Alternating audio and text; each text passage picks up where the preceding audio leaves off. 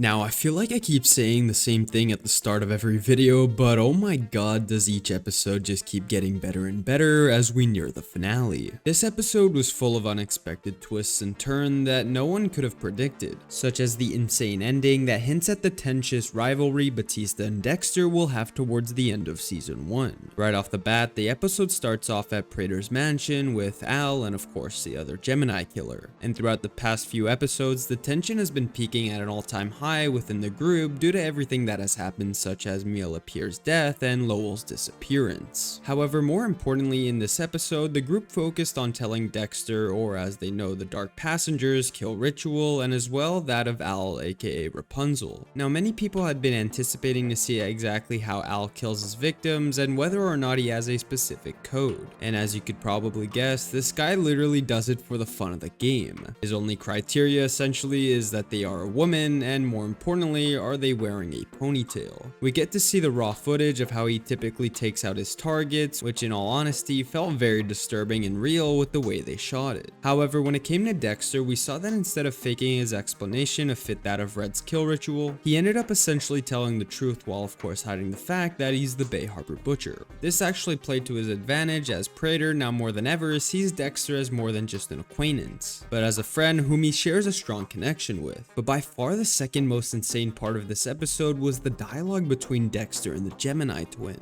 I did not expect it to go this way at all, with Dexter full out telling him how he killed his brother. For a sec, I even thought they were doing a fake out where we were seeing what Dexter wanted to say when in fact it would have just been in his head. And like expected, things go off the rails hard. The Gemini killer instantly tries to kill Dexter with what he has, and Dexter in his true fashion plays the victim, even pulling out moves he's used against Dokes. This was an insane twist considering the fact that everyone on the internet had been overhyping the Gemini killer, and hell, even I was after that twist last episode. Speaking of Prater, we also learned more about his tragic and rather odd backstory regarding the death of his parents. As we learned, Prater developed some type of weird relationship with his parents' killer, in which he describes himself as having a closer feeling to him than he ever did with his parents. Which leads me to believe that there's more to this twisted rich billionaire than many might have thought. One of the major side plots in this episode is Harrison trying to figure out what he wants to do with his life, and to almost no one's surprise, he wants to be a cop pretty much like everyone else on his father's side.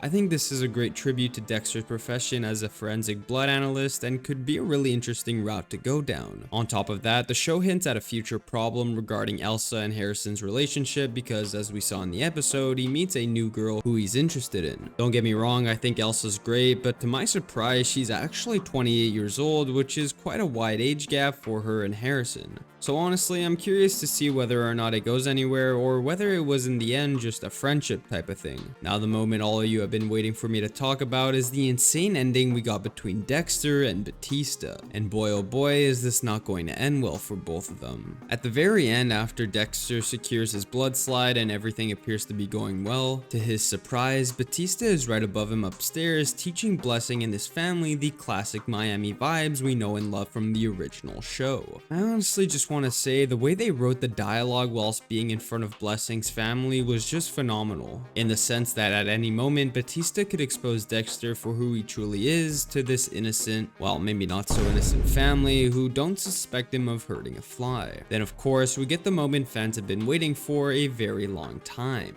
a conversation between Dexter and Batista, but this time facing the truth. This has to be one of the most tense dialogues we have had in this season by far, and it teases immensely the rivalry these two will have towards the finale. It's now officially confirmed that Batista will do whatever it takes to take down Dexter for what he's done to everyone back in Miami, even if that means his life. And like we saw, he's already one step ahead, planning his AirPods in Dexter's car to keep track of him at all times. And as much as I think this is going to be an extremely fascinating battle to see, some part of me is truly sad at the fact that Dexter and him are pretty much enemies when they used to be best buddies. Is Batista going to put Dexter behind bars, or will Dexter end up bringing him to an early grave? Let me know your thoughts and theories in the comments down below. If you enjoyed this video and would like ad-free early access content, please go check out my Patreon to see what interests you. Be sure to like and subscribe for more videos like this, and join the Discord to discuss all your favorite pieces of media.